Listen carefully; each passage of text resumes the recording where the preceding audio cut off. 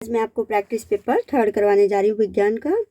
पहले 2 पेपर कराए हैं, अब ये थर्ड करेंगे हम। ये कुछ इंस्ट्रक्शन दी गई है जो आपके पेपर में आएंगी, इनको ध्यान से पढ़ लीजिए।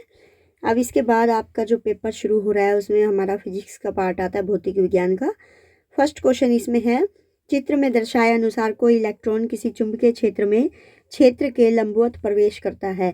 तो ये दिख रहा है आपको, ये इलेक्ट्रॉन है, ये चुंबकीय क्षेत्र है, इसके लंबवत यहाँ पे प्रवेश करा, मतलब परपेंडिकुलर फॉर्म में। इलेक्ट्रॉन पर आरोपित बल की दिशा क्या होगी? तो ये क्या होगी? कागज के भीतर की ओर होगी। ठीक है, कागज में भीतर की ओर जाते हुए।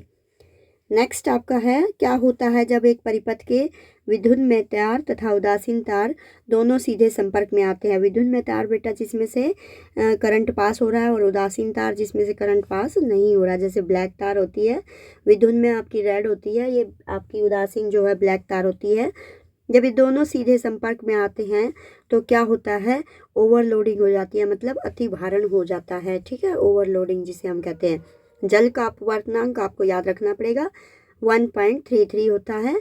लेंस का प्रकार क्या है? यदि इसकी फोकल लंबाई -40 सेंटीमीटर है, अगर फोकल लंबाई माइनस में है तो कौन सा लेंस होगा? अवतल लेंस। ये आपको याद रखना है। नेक्स्ट वही है आपका, निम्नलिखित प्रश्न में 2 कथन है, अभिकथन और कारण है। आपको चेक करना है कौन सा सही है कौन सा गलत है, उसके अकॉर्डिंग आपको इन ऑप्शन में से जवाब देना है। अभिकथन कह रहा है कि किसी धातु के चालक में विद्युत धारा प्रवाहित करने पर उसके चारों ओर एक चुंबकीय क्षेत्र उत्पन्न हो जाता है। यह आपको सबको पता होगा बेटा, धातु के चालक में अगर हम विद्युत धारा प्रवाहित करते हैं तो उसके चारों ओर एक चुंबकीय क्षेत्र उत्पन्न हो जाता है। और नेक्स्ट है आपका, विद्युत धारावाही चालक से संबंध चुंबकीय क्षेत्र की दिशा वाम हस्त अंगुष्ठ नियम द्वारा दी जाती है। ये बिल्कुल आपका गलत है बेटा, क्योंकि ये दक्षिण हस्त अंगुष्ठ नियम द्वारा दी जाती है आपकी, तो यहाँ पर ये गलत लिखा हुआ है। तो आपका ए सत्य है और आर असत्य है, तो ये आपका ऑप्शन रहेगा सी। नेक्स्ट है आपका क्वेश्चन, एक सामान्य मानव नेत्र के लिए निकट बिंदु और दूर बिंदु का मान लिखे। तो निकट बिंदु का मान होता है कि जिस पे हमें स्पष्ट दिखाई देता है, हम अपने बुक को, नोटबुक को कितनी दूरी पर रखें, तो वो होती है आपकी 25 सेंटीमीटर, कोई भी पढ़ने वाली चीज़ है। और दूर बिंदु क्या होता है? अनंत। भाई कोई कितनी दूरी तक सही देख सकता है, सबकी अलग अलग होती है। कोई कितनी दूरी को पर रखी किसी वस्तु को स्पष्ट रूप से देख सकता है, तो ये सबका अलग अलग है। इसलिए निकटतम बिंदु तो 25 सेंटीमीटर सबके लिए सेम रहेगा, और दूर बिंदु इसलिए हम अनंत कह देते हैं। नेक्स्ट है आपका, अंतिम पंक्ति में बैठे किसी विद्यार्थी को शाम पट पढ़ने में कठिनाई होती है। अंतिम पंक्ति में बैठे यानी कि बच्चा दूर बैठा है बोर्ड से, यह विद्यार्थी किस दृष्टि दोष से पीड़ित है?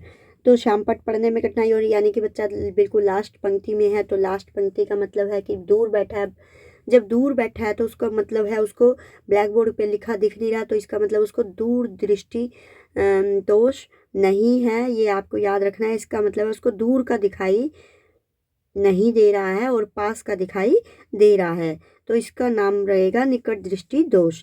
निकट दृष्टि दोष में आपको नाम से तो पता चल रहा होगा भाई, निकट का नहीं दिख रहा, लेकिन इसमें निकट का दिखता है और दूर का नहीं दिखता है, ये आपको ध्यान रखना है। ठीक है, तो इसको जब दूर की चीज़ नहीं दिखाई देती तो उसको निकट दृष्टि दोष कहते हैं, और जब पास की दिखाई ना दे तो हम उसको दूर दृष्टि दोष कहते हैं। ठीक है, इसमें आपको निकट दृष्टि दोष का मतलब, हमें ऐसे लग रहा है कि निकट की नहीं दिखती, लेकिन इसमें हमें दूर की नहीं दिखती है, ये याद रखना है। इसे किस प्रकार संशोधित किया जा सकता है? तो इसे आवश्यक क्षमता के अवतल लेंस के उपयोग से संशोधित किया जा सकता है। मतलब हमें चश्मा लग जाता है, चश्मे में क्या होते हैं बेटे? लेंस होते हैं। क्षमता का मतलब है जैसे किसी का नंबर 1 होता है, किसी का नंबर 2 होता है, तो ये अलग अलग क्षमता के लेंस लगाए जाते हैं। आवश्यक क्षमता की, उसको कितनी क्षमता का लेंस चाहिए वो उसको लगा दिया जाता है। नेक्स्ट है आपका, व्याख्या करें कि स्वच्छ आकाश का रंग नीला क्या होता है? तो इसका आंसर यहाँ से स्टार्ट है। लाल वर्ण मतलब लाल रंग के प्रकाश की तरंग दैर्घ्य नीले रंग प्रकाश की तरंग दैर्घ्य की अपेक्षा 1.8 गुनी है। जब सूर्य का प्रकाश वायुमंडल से गुजरता है तो वायु के सूक्ष्म कण लाल रंग की अपेक्षा नीले रंग को अधिक प्रबलता से परिकीर्ण करते हैं। परिकीर्ण मतलब बिखरा देते हैं, बिखराव कर देते हैं उसका।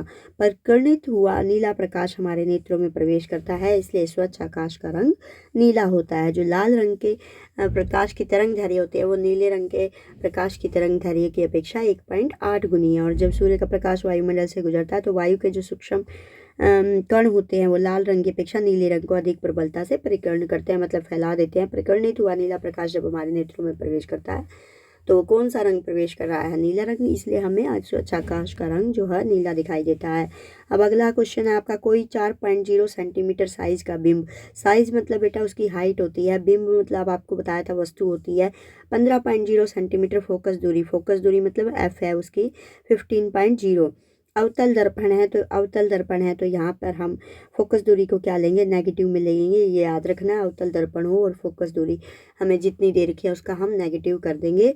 और ये दर्पण से जो है बिंब जो है दर्पण से 25.0 सेंटीमीटर दूरी पर रखा है। और ये आपको याद रखना है बेटा, जो यू होता है वो हमेशा नेगेटिव लिया जाता है, चाहे वो लेंस हो चाहे वो दर्पण हो। तो यू हमेशा आपको क्या लेना है, क्योंकि कोई भी वस्तु है वो दर्पण के सामने रखी जाएगी, लेकिन वो जो दर्पण के सामने होती है वो कौन सी दिशा होती है? एक्स की नेगेटिव दिशा होती है, इसलिए उसे नेगेटिव लिया जाता है। प्रतिबिंब की दूरी तथा साइज ज्ञात करनी है। दूरी का मतलब क्या है? आपको वी निकालना है। प्रतिबिंब की जो दूरी होती है, जो वस्तु की दूरी होती है उसे यू से डिनोट करते हैं, और प्रतिबिंब मतलब इमेज की जो दूरी होती है उसको वी से डिनोट करते हैं, और साइज ज्ञात करना है। अब ये देखिए इसमें, अब इसमें क्योंकि हमारे पास दर्पण है तो दर्पण में फॉर्मूला लगता है आपका प्लस वाला, 1/v plus 1/u equal to 1/f। ये आपको याद रखना है। दर्पण में किस चीज़ का फॉर्मूला लगता है? ये प्लस वाला लगता है, और जो लेंस है लेंस में माइनस वाला लगता है। पिछले इसके क्वेश्चन पेपर में जो मैंने आपको कराया था उसमें आपका लेंस का क्वेश्चन आया हुआ था, इसमें दर्पण का। तो आपको दोनों क्लियर हो जाएंगे। आपने निकालना वी, तो वी को एक तरफ रखिए और यू को दूसरी तरफ ले जाएंगे तो माइनस हो जाएगा। यहाँ पर सबकी वैल्यू पुट कर दीजिए, तो आपका कैलकुलेशन करने के बाद आया -2/75।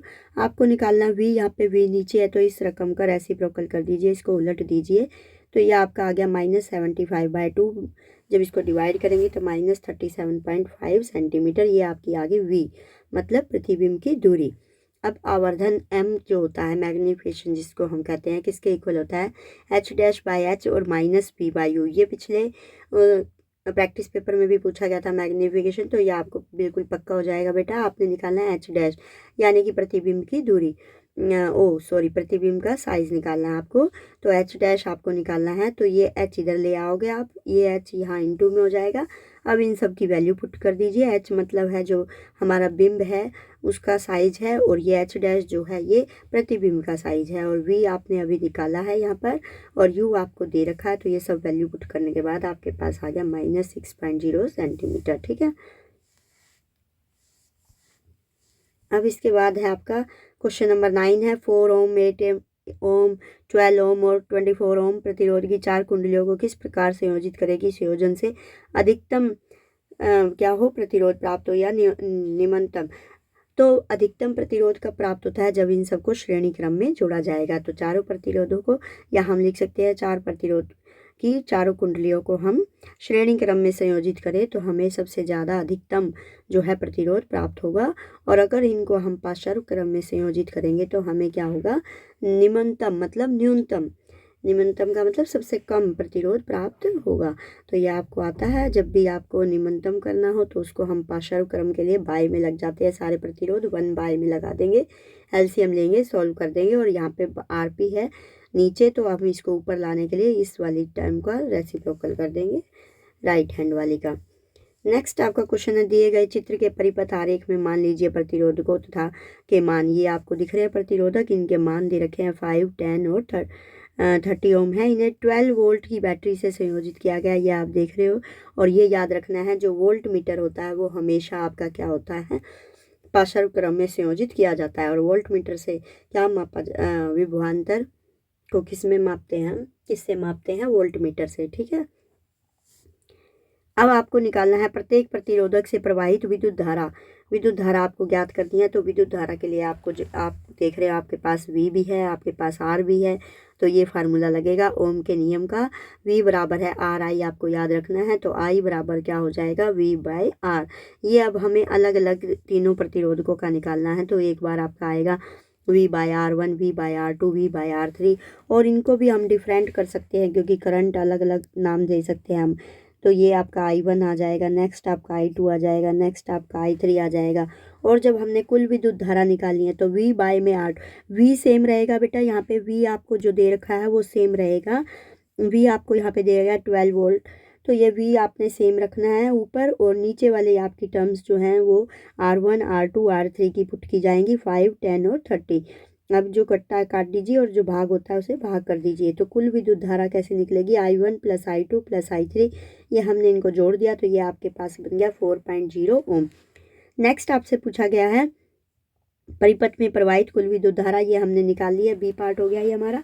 नेक्स्ट कह रहा है परिपथ का कुल प्रतिरोध प्रकलित कीजिए। तो कुल प्रतिरोध जो हमें अब ये आपको दिख रहा है पाशानुक्रम में संयोजित किए गए, यहाँ पे हमें कुछ बताया नहीं गया, लेकिन हमें पिक्चर से फिगर से देख के पता चल जाएगा कि हमें पाशानुक्रम का फॉर्मूला लगाना है। ये पी जो मैंने लिखा है इसका मतलब होता है बेटा पैरेलल, पैरेलल मतलब समांतर। तो ये दिख रही है आपको समांतर, मैथ में इनको हम समांतर रेखाएं बोलते हैं, पैरेलल लाइंस बोलते हैं। तो इसी तरह से साइंस में ये पी के लिए हमने पैरेलल लगा दिया है, पाशानुक्रम, ये जो हमारा है पाशानुक्रम, ठीक है। तो यहाँ पर आपने तीनों को बाय में लगाना है, जब पाशानुक्रम में होते हैं तो एलसीएम लीजिए, सोल्व कीजिए। इसके बाद आपका नेक्स्ट क्वेश्चन जो है ये है विद्युत लैंपों के तंतुओं के निर्माण में प्रायः एकमात्र टंगस्टन का ही उपयोग क्यों किया जाता है। जैसे आपके घर में बल्ब है, उसका तंतु बेटा किस धातु का बना हुआ है, टंगस्टन का बना हुआ है। तो इनका उपयोग क्यों करते हैं हम अधिकतर विद्युत लैंपों के तंतुओं में, क्योंकि इनका उच्च गलनांक होता है और उच्च प्रतिरोधकता के कारण इनका हम उपयोग करते हैं।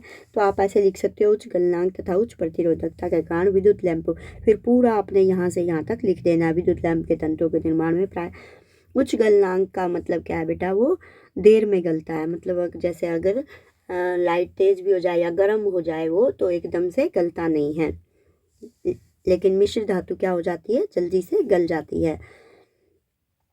विद्युत तापन युक्तियों जैसे ब्रेड, टोस्टर, विद्युत इस्त्री के चालक शुद्ध धातुओं के स्थान पर मिश्र धातुओं के क्यों बनाए जाते हैं।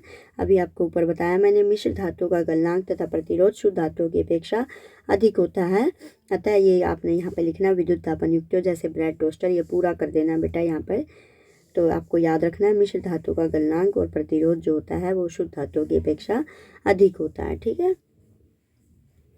नेक्स्ट आपका घरेलू विद्युत परिपथों श्रेणी क्रम संयोजन का उपयोग क्यों नहीं किया जाता है। श्रेणी क्रम में संयोजन से क्या होता है, विभवांतर के उपकरणों के बीच विभक्त हो जाने के कारण कम विभवांतर पर उपकरण ठीक ढंग से कार्य नहीं करता है। जो विभवांतर होता है बेटा वो कई उपकरणों के बीच क्या हो जाता है, विभक्त हो जाता है, मतलब बट जाता है। बट जाने के कारण वो विभवांतर कम हो जाता है और उसके कारण जो उपकरण हमारे घर में लगे हुए हैं जैसे बल्ब, ट्यूब, ये सही तरह से कार्य नहीं कर सकेंगे। इसके बाद है, और एक उपकरण अगर खराब हो गया तो उससे विद्युत परिपथ टूट जाता है और दूसरे सारे उपकरण भी काम करना बंद कर देंगे। तो ये है श्रेणी क्रम में संयोजन करने के हानियाँ, इसलिए हम श्रेणी क्रम में संयोजन नहीं करते हैं। नेक्स्ट है आपका किसी तार का प्रतिरोध उसकी अनुप्रस्थ काट के क्षेत्रफल में परिवर्तन के साथ किस प्रकार परिवर्तित होता है। तो आपको ये याद रखना है, किसी चालक तार का प्रतिरोध, एक तो पिछले पेपर में जो क्वेश्चन आया था आपका किसी चालक तार का प्रतिरोध किन किन बातों पर निर्भर करता है, तो हमने कहा था चालक तार की लंबाई पर, अनुप्रस्थ काट के क्षेत्रफल पर, पदार्थ की प्रकृति पर। तो ये आप देख रहे हो ये जो इसका अनुप्रस्थ काट का क्षेत्रफल है ये नीचे लगा हुआ है, तो इसका मतलब ये जो प्रतिरोध का व्युत्क्रम है। अगर सीध में लगा हो बेटा ये भी ऊपर, तो जैसे लंबाई ऊपर है तो अगर लंबाई बढ़ेगी तो प्रतिरोध भी बढ़ेगा, लंबाई घटेगी तो प्रतिरोध भी घटेगा। अब यहाँ पे अनुप्रस्थ काट का क्षेत्रफल आप देख रहे हो, आर ऊपर है ए नीचे, तो ये उल्टा होगा। अगर हम अनुप्रस्थ काट का क्षेत्रफल बढ़ाएंगे तो प्रतिरोध हमारा क्या होगा, घटेगा, और इसको घटाएंगे क्षेत्रफल को तो प्रतिरोध बढ़ेगा। जब ये उल्टे होते हैं, ऊपर नीचे होते हैं, तो ये उल्टा जवाब मिलता है हमें। और जब सीध में होते हैं जैसे आर और एल सीध में है, ये भी ऊपर ये भी ऊपर, तो हमें सीधा रिजल्ट मिलता है। अगर एल को बढ़ाया जाएगा तो प्रतिरोध भी बढ़ेगा। एल मतलब क्या है, चालक की लंबाई, चालक तार की लंबाई है। नेक्स्ट आपका क्वेश्चन है विद्युत संचरण के लिए प्रायः कॉपर तथा एल्युमिनियम के तारों का उपयोग क्यों किया जाता है। कॉपर तथा एल्युमिनियम की प्रतिरोधकता कम होती है, ये याद रखना है। ये विद्युत के अच्छे चालक और ये सस्ते तथा सुलभ धातु है। सुलभ मतलब जो आसानी से मिल जाती है और सस्ते मतलब इनका प्राइस कम होता है, और ये विद्युत के भी अच्छे चालक हैं। इनमें से लाइट जो अच्छी तरह से पास होती है। कॉपर तथा एल्युमिनियम की प्रतिरोधकता भी इनकी कम होती है। नेक्स्ट आपका जब तन्नु हाइड्रोक्लोरिक अम्ल को कॉपर ऑक्साइड के साथ मिलाया जाता है तो उत्पाद का रंग क्या होता है। उत्पाद का रंग होता है नीला हरित, याद रखना है। तन्नु हाइड्रोक्लोरिक अम्ल को हमने किसके साथ मिलाया है, कॉपर ऑक्साइड के साथ, तो उत्पाद जो प्राप्त होने वाला पदार्थ होगा उसका रंग नीला हरा होगा। नेक्स्ट है आपका जिप्सम में क्रिस्टलन के जल के अणुओं की संख्या कितनी होती है? 2 होती है। कैसे याद रखना है बेटा? आपको ये पता होगा फार्मूला, CaSO4 इंटू 2H2O। ये आपका जिप्सम का फार्मूला। तो इसमें जल के कितने अणु हैं? 2। ऐसे यहाँ पर ये लिखे जाते हैं, ठीक है। अगला है आपका हाइड्रोजन गैस नाइट्रोजन के साथ मिलकर क्या बनाती है? अमोनिया बनाती है। हाइड्रोजन गैस देखो यहाँ पे नाइट्रोजन के साथ मिल गई तो ये क्या बनाती है? अमोनिया बनाती है। नेक्स्ट आपका लेड नाइट्रेट के ऊष्मीय अपघटन पर उत्पन्न गैसों के नाम लिखिए। तो कौन कौन सी गैस उत्पन्न होती है? यहाँ पे NO2 मतलब नाइट्रोजन डाइऑक्साइड और ऑक्सीजन गैस निकलती है। ये ऊष्मीय मतलब इसको हमने हीट करना है लेड नाइट्रेट को। इसके बाद वही अभिकथन वाला और कारण वाला है आपका। अभिकथन आपका है चिप्स की थैली में नाइट्रोजन गैस भरी जाती है, ये बिल्कुल सही है। और नाइट्रोजन गैस वसा का उपचयन रोकती है, ये भी बिल्कुल सही है। तो दोनों बात सही है, ए और आर दोनों सत्य है और आर ए की ही व्याख्या इसी में से इसी बात को बताया गया है। तो अब आपका नेक्स्ट है कम घनत्व और कम गलनांक वाली दो धातु के आपने नाम लिखने हैं। कम घनत्व और कम गलनांक वाली याद रखना है, लिथियम सोडियम पोटाशियम। और ये हथेली पर रखने से क्या हो जाती है? पिघल भी जाती है। तो ये भी इसमें यही नाम आएंगे, सीजियम लिथियम, ठीक है। N2 और O2 अणुओं की इलेक्ट्रॉन बिंदु संरचना दिखाइए। तो N में आपके जो परमाणु संख्या होती है 7 होती है, इसको हम ब्रेक करेंगे 2 और 5। तो जो बाह्यतम कोश में इलेक्ट्रॉन होते हैं उसको हमें यहाँ दिखाना होता है, क्योंकि N के 2 अणु हैं तो N और N लगाइए आप यहाँ पे ये 5 इसके हमने क्या दिखाए हैं? संख्या यहाँ पे दिखाई है 5। जो बाह्यतम कोश में जो इलेक्ट्रॉन है वो यहाँ हमने दिखाए हैं। इसी तरह से इस N के अब मैंने कल आपको बताया था अगर हमारे एक से ज़्यादा है तो उसमें हमें 8 पूरे करने होते हैं। अब ये देखिए 3 इससे ले लेगा और ये वाला N 3 इससे ले लेगा, ठीक है। इसी तरह से O का बनाना है। यहाँ पे O में क्या होते हैं? 2 और 6 होते हैं। तो 6 को दिखाया हमने, यहाँ पे दिख रहे हैं आपको। 2 इधर लिए, 2 इधर लिए और 2 इधर साइड में लिए। अब हमने करना है ऑक्टेट पूरा, तो हमने इस तरह से 8 को अंदर लेना है एक सर्कल के। ये होती है इसकी इलेक्ट्रॉन बिंदु संरचना। एल्किनो और एल्केनो के लिए सामान्य सूत्र लिखिए।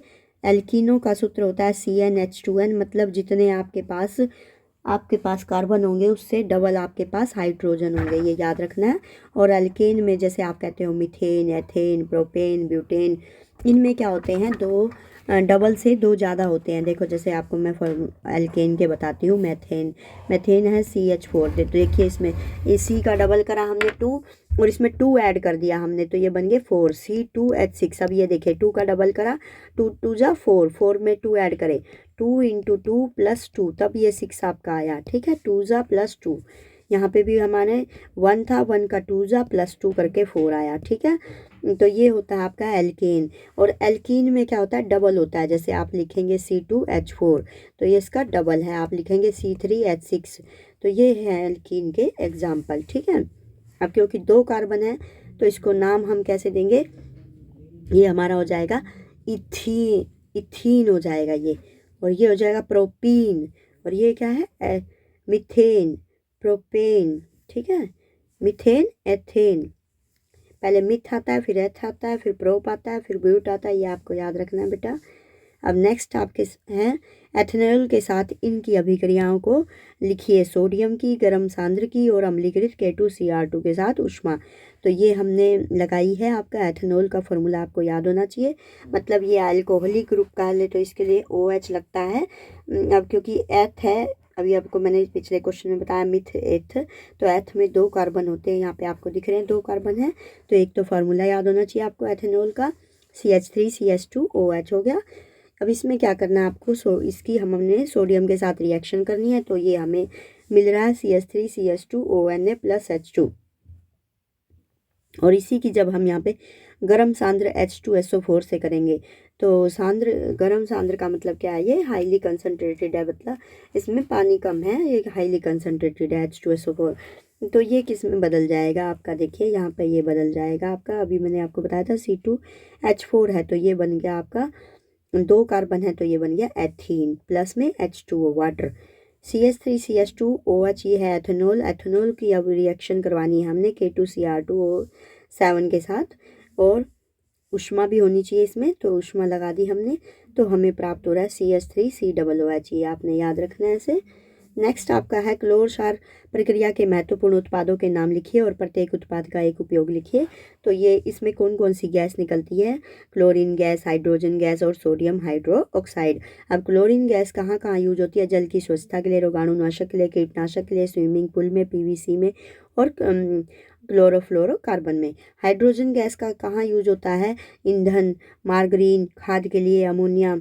नेक्स्ट आपका सोडियम हाइड्रोक्साइड का यूज़ होता है धातुओं में ग्रीस हटाने के लिए, साबुन तथा मार्जक में, कागज बनाने के लिए, कृत्रिम फाइबर बनाने के लिए। अब है धातु के साथ अम्ल की अभिक्रिया होने पर सामान्यतः कौन सी गैस निकलती है? तो हमने ले ली मैग्नीशियम धातु की HCl अम्ल ले लिया हमने। हाइड्रोक्लोरिक अम्ल के साथ अभिक्रिया होने पर H2 गैस निकलती है। कौन सी गैस निकलती है? धातु के साथ जब हम अम्ल की अभिक्रिया करते हैं तो H2 गैस निकलती है। अब इसकी हमने यहाँ पे रिएक्शन भी दिखा दी है, ठीक है। अब नेक्स्ट आपका है, और ये क्या होते हैं? जब दी अभिक्रिया में पाइप से निकलने वाली गैस के पास हम जलती हुई माचिस की तीली ले जाते हैं तो वह फट फट की ध्वनि के साथ जलने लगती है। यह गैस कौन सी है? H2 गैस है, ठीक है। नेक्स्ट आपका मध्यम अभिक्रियाशील धातु के निष्कर्षण की प्रक्रिया को स्पष्ट कीजिए। ये बेटा आपको जहाँ से भी इजी मिले, आपने अभी तक याद भी कर लिया होगा, इसको वहाँ से आप लिख सकते हैं और याद कर सकते हैं। और जल के साथ धातुओं की अभिक्रियाशीलता को स्पष्ट कीजिए, ये भी आप खुद कर लेंगे, बड़े वाला क्वेश्चन। नेक्स्ट आपका निम्नलिखित में से कौन सा गुणसूत्र एक लड़की को उसके पिता से विरासत में मिलता है? वो कौन सा मिलता है? वाई मिलता है बेटा, क्योंकि एक्स तो मम्मी के अंदर भी होता है ना और पापा के अंदर भी होता है। तो कौन सा गुणसूत्र पापा से मिलता है जो मम्मी में नहीं होता? वाई होता है वो। अब मेंडल के एक प्रयोग में लंबे मटर के पौधे, जिसको हमने टी मान लिया, जिनके बैंगनी पुष्प थे, इसको हमने डब्ल्यू मान लिया, कैपिटल डब्ल्यू मान लिया, का संकरण बोने पौधे को हमने स्मॉल टी मान लिया, जिनके सफ़ेद पुष्प थे, सफ़ेद पुष्पों को हमने स्मॉल डब्ल्यू से डिनोट किया। इनकी संतति के सभी पौधों में पुष्प बैंगनी रंग के थे, परंतु उनमें से लगभग आधे बोने थे। तो इससे कहा जा सकता है कि लंबे जनक पौधों की आनुवंशिकता रचना कौन सी थी? तो ये आनुवंशिकता रचना आएगी आपकी TTWW, ठीक है। नेक्स्ट है आपका प्राथमिक उपभोक्ता खाद्य श्रृंखला में डैश पोषी स्तर पर आते हैं। तो प्राथमिक उपभोक्ता खाद्य श्रृंखला में किस में आता है? द्वितीय पोषी स्तर पर। जो उत्पादक होता है वो आपका प्राथमिक पोषी स्तर होता है और जो उपभोक्ता होता है वो द्वितीयक पोषक स्तर आता है। उस हार्मोन का नाम बताइए जो प्रोरोह के अग्रभाग में कोशिकाओं की लंबाई की वृद्धि में सहायक होता है। वो होता है ऑक्सिन। एक तो देखिए पौधे के दो भाग होते हैं बेटा, प्रोरोह और मूलांकुर। मूलांकुर में क्या होता है? जो जड़ होती है वो नीचे की ओर बढ़ती जाती है और प्रोरोह में क्या होता है? जो पौधे का तना है वो ऊपर की ओर बढ़ता जाता है। तो इसके अगर भाग में जो है कोशिकाओं की लंबाई में वृद्धि, जो ऊपर वृद्धि होती है पौधे की, उसमें कौन सा जो है हार्मोन सहायक होता है? उसका नाम है ऑक्सिन, ठीक है। निम्नलिखित अभी वही है, अभी कथन और कारण वाला आपको देखने हैं क्या दोनों सही हैं या दोनों गलत हैं। ओजोन परत सूर्य से आने वाली पराबैंगनी विकिरण से पृथ्वी को सुरक्षा प्रदान करती है, बात बिल्कुल सही है। ओजोन वायुमंडल के निचले स्तर में घातक विष है, ये भी बात बिल्कुल सही है। तो दोनों सही है और आर एक ही सही व्याख्या है। नेक्स्ट आपका है मनुष्यों में ऑक्सीजन तथा कार्बन डाइऑक्साइड का परिवहन कैसे होता है? अब ऑक्सीजन का परिवहन देखिए कैसे होता है। ऑक्सीजन अणु जो होते हैं हीमोग्लोबिन अणु से आसानी से बंध सकते हैं। हमारे शरीर में जो हीमोग्लोबिन होता है ये आपको पता है, तो ऑक्सीजन के जो अणु होते हैं वो हीमोग्लोबिन अणु से आसानी से बंध सकते हैं। रक्त में मौजूद हीमोग्लोबिन फेफड़ों में हवा से ऑक्सीजन ले लेता है। फेफड़ों में कहाँ से लेता है? हवा से ऑक्सीजन लेता है और यह ऑक्सीजन को उन ऊतकों में ले जाता है जिनमें ऑक्सीजन की कमी होती है। कौन करता है बेटा ये काम? हीमोग्लोबिन करता है, ठीक है। रक्त में मौजूद जो हीमोग्लोबिन की मात्रा होती है वो फेफड़ों में हवा से ऑक्सीजन ले लेती है। पहले तो हम फेफड़ों में हवा भरते हैं बेटा, जब हम सांस लेते हैं तो उसमें जो ऑक्सीजन होता है उसको ये ले लेता है हीमोग्लोबिन, और यह ऑक्सीजन को उन ऊतकों में ले जाता है जिनमें ऑक्सीजन की कमी है। हमारे शरीर में जो क्या है, अलग अलग कोशिकाएं मिलकर क्या बनाती है? ऊतक बनाती हैं।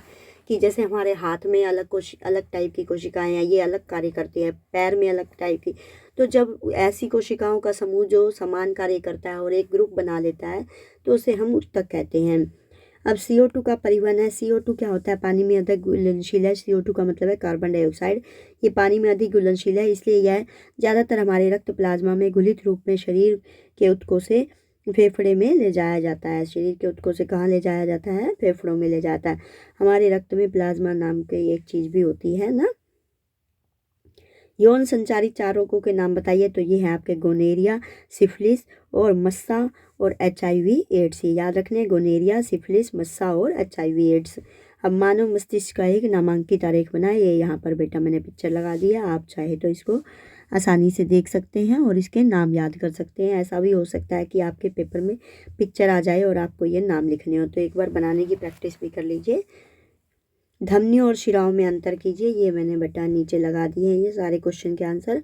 पादप में भोजन का स्थानांतरण कैसे होता है। चित्र द्वारा पुष्प के जनन भागों को चित्र द्वारा पुष्प के जनन भागों को स्पष्ट करना है और चित्र द्वारा आपने मानव के मादा जनन तंत्र की व्याख्या करनी है। तो ये है आपका पहला, धमनियाँ और शिराओं में अंतर है आपका। और इसके बाद ये जो है पादपों में जो आपको क्वेश्चन पूछा गया था, पादप वाला है ये। पादप में भोजन का स्थानांतरण कैसे होता है, ये आपको दिया गया है यहाँ पे। पादप में भोजन का स्थानांतरण पता चल रहा है यहाँ पे बेटा। देखो, प्रकाश संश्लेषण में क्या होते हैं, पौधे ही करते हैं प्रकाश संश्लेषण, और उत्पाद दिख रहा है, स्थानांतरण दिख रहा है।